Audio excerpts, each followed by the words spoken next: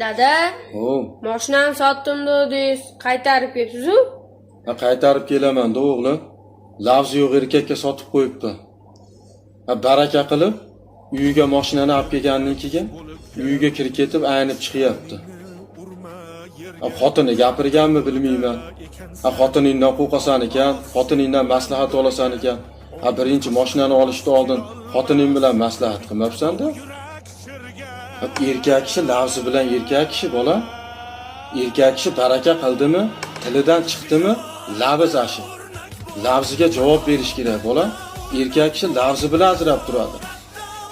Erkak kishini lavzidan boshqa yerini itam yemaydi o'g'lim. Ko'chada ham erkak kishi lavzi bilan ajrab turadi. Chunki erkakning lavzi halol bo'ladi bola. Unaqa lavzsiz erkakka mashina sotmaganim yaxshi o'g'lim.